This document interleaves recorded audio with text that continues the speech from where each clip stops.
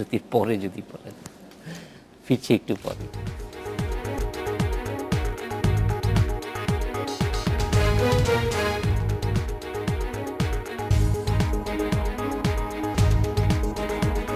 বিরতির পর ফিরে এলাম আজকের বাংলাদেশে। আনিসুল হক, জানতে চাচ্ছিলাম রামপাল নিয়ে আপনার অবস্থা। রামপাল নিয়ে আপনার এখানেই আমাদের একটি অনুষ্ঠান হয়েছিল। আমাদের সঙ্গে ছিলেন আপনার জায়গায় খালেদ, আমার পাশে ছিলেন খুব সম্ভব আনু মোহাম্মদ এবং আমার খুবই প্রিয় ইকবাল হাবিব। আমরা এক পর্যায়ে রীতিমতো বেশ বেশ তর্ক বিতর্ক করেছি। প্রথমত, একজন বাংলাদেশি হিসেবে বাংলাদেশি মানুষের ক্ষতি হয় এমন কোনো এনভায়রনমেন্ট, আমরা পলিউশন করে এমন কোনো এনভায়রনমেন্ট কে মানে কম্প্রোমাইজ করে আমরা কোনো ইকোনমিক ডেভেলপমেন্ট চাই না, এটা নিশ্চিতভাবে সত্যি। কিন্তু আমার ইলেকট্রিসিটি চাই, আমার গ্যাস চাই।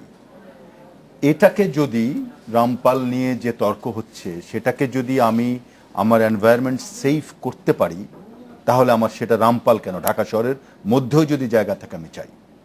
দেখুন, আমার কাছে আমরা সবাই জানি, আমরা সবাই আজকে ইন্টারনেটের যুগে 1970-তে করেছে ইন্ডিয়াতে Nashik thermal power plant 1980 megawatt.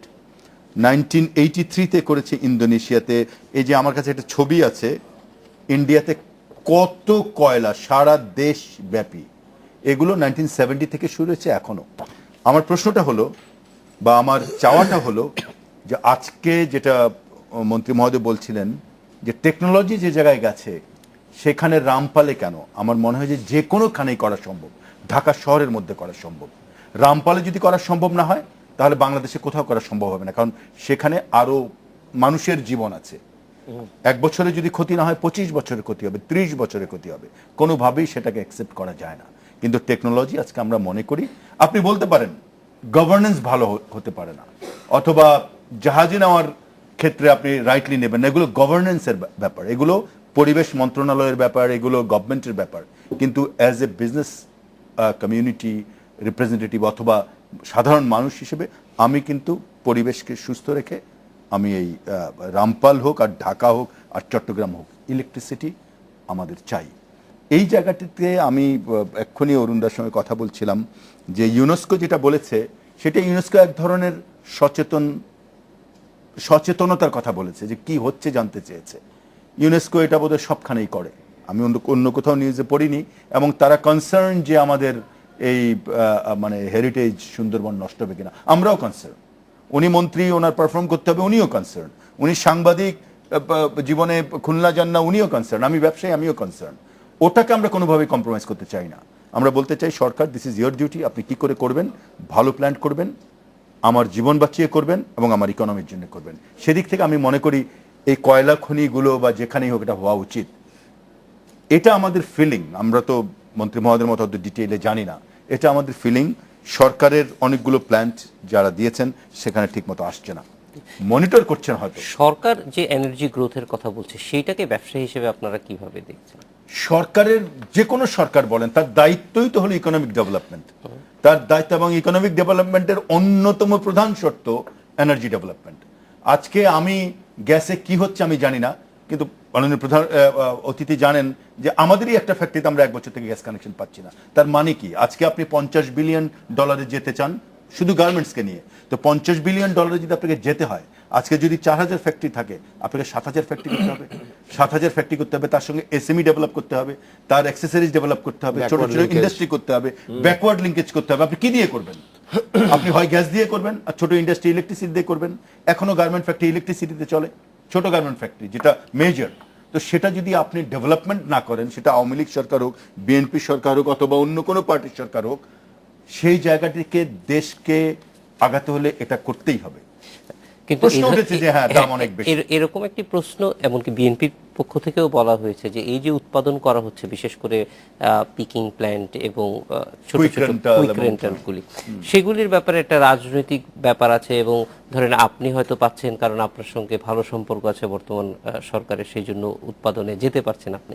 এই জিনিসগুলি আসলে কতটুকু মনে হয় যে আসলে সত্যিকার অর্থেই রিফ্লেক্ট করে? মানে সরকারের সঙ্গে যদি ভালো সম্পর্ক থাকাতে কেউ পাওয়ার প্ল্যান্টে যেতে পারে, তাহলে আমি মনে করি শেখ হাসিনার সঙ্গে ভালো সম্পর্ক অন্তত ডিরেক্টলি 2-3 কোটি লোকের আছে, তারা সবাই পাওয়ার প্ল্যান্টে যেতে পারত। স্পষ্ট করে বলতে চাই যে এই সরকার আসার আগে আমার পাওয়ার প্ল্যান্টের ব্যবসা, এবং এটাও বলতে চাই আমরা যখন পাওয়ার প্ল্যান্ট পেয়েছি তখন আমাদের চেয়ে সরকারের আমাদেরকে বেশি প্রয়োজন ছিল, কারণ আমরা পারফর্মার ছিলাম।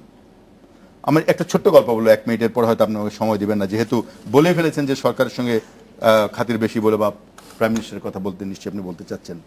আমরা যেদিন এই দু দলের গতবার এই যে পলিটিক্যাল রাজনৈতিক কোলাহলের মধ্যে আমরা সব বিজনেস লিডাররা গিয়েছিলাম দুটো দলের কাছেই, প্রথমে গিয়েছিলাম বিরোধী দলের কাছে, তারপরে গিয়েছিলাম মাননীয় প্রধানমন্ত্রীর কাছে।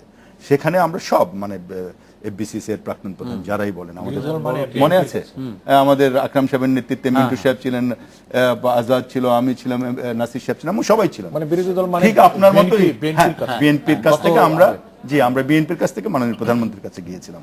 সেখানে আমার বন্ধু আজাদ মাইক্রোফোন অন করে বলে ফেলেছে যে আপনি স্নেহ করেন বলেই, ফেভার করেন বলেই আনিস সাহেবকে দিয়েছিলেন বোধহয়। মাননীয় প্রধানমন্ত্রী হাসলেন, আমি কথা বলতে চেয়েছিলাম না, মাইক্রোফোন অন করে বললাম যে মাননীয় প্রধানমন্ত্রী আমি বলতে চেয়েছিলাম না, কিন্তু আজকে বলছি যে আপনি জানতেন না যে এই প্ল্যানটি আমরা করেছি। আপনি যেদিন অন করতে গিয়েছিলেন সেদিন আপনি প্রথম আমাকে দেখে বলেছেন এটা কি তোমার নাকি।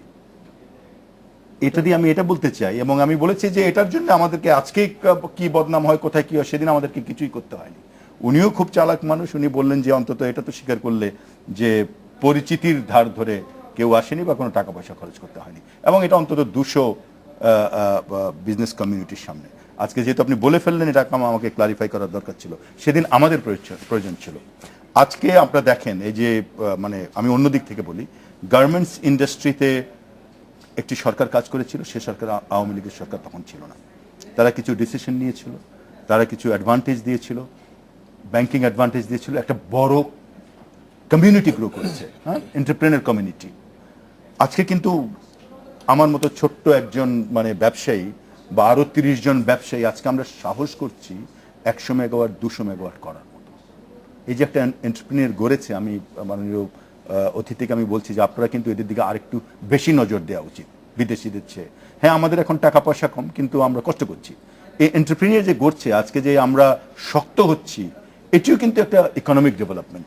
সেদিক থেকে আমরা মনে করি যে আমাদের এই কথাবার্তা, এই মানে ক্রিটিসিজম সব কিছুই থাকবে, আর রাজনীতিতে তো এটা থাকবেই। আপনি কুইক রেন্টালের কথা বলছেন, কুইক রেন্টাল কিন্তু ডিসিশন হয়েছিল আরো আগে, এই সরকার আসার আগে। তখনও আমরা রেকর্ডে দেখি 60টি কুইক রেন্টাল দেওয়া হয়েছিল, কিন্তু এক্সিকিউট করতে পারেনি। এখানে এসে এক্সিকিউট করছে। সেদিন আমি এখনো বলবো, আমি সেদিন বলেছিলাম যে প্রেস কনফারেন্সে যে কুইক রেন্টাল যদি না হতো তাহলে প্রতিদিন 10 রিক্টার ভূমিকম্প হতো। আমি ব্যবসায়ী, আমার সত্য কথা বলার সাহস আছে। এটা হয়েছিল বলেই আজকে আমরা এই যে মানে আস্তে আস্তে আমি এবং I want to protect that my own statement, আমরা আস্তে আস্তে একটা সহ্যের জায়গায় এসেছি। আর আপনি দামের কথা বলছেন, দাম তো আসলে গ্যাস নেই, হয় আপনি অন্ধকারে থাকবেন, না হয় আপনি আলোতে থাকবেন। এই যে আমরা বলি যে ওই যে ভাড়া, রেন্টালের ভাড়া, এটি পিডিবিও পায়, আমরাও পাই। মেইন টাকাটা যায় ফুয়েলে।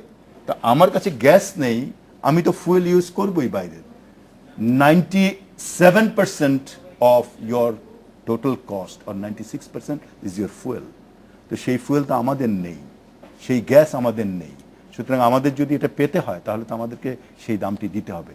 এবং আমরা মনে করি যে দেশের ডেভেলপমেন্টের জন্য এই জায়গাকে, সরকারকে আজকে লম্বা যেই প্ল্যানগুলো করছেন সেগুলোকে ছোট করে আনুন, তাহলে একটি জায়গায় যে আমরা প্রাইসের সঙ্গে কম্প্রোমাইজ করতে পারবো। অরুণদা, এই যে সার্ভিসের কথা বলা হচ্ছে, সেবা এবং একই সঙ্গে কম দাম, উৎপাদন এবং সেবার জিনিসটা বাড়ানোর জন্য আপনাদের কি মনে হয়? আপনি তো অনেকদিন যাবত দেখছেন যে কোন জায়গাগুলিতে গুরুত্ব দিলে আসলে সত্যিকার অর্থে মানুষ উপকার পাবে। আমরা একটা বিরতির পরে আপনার কাছ থেকে শুনি, ফিরছি একটু পরে।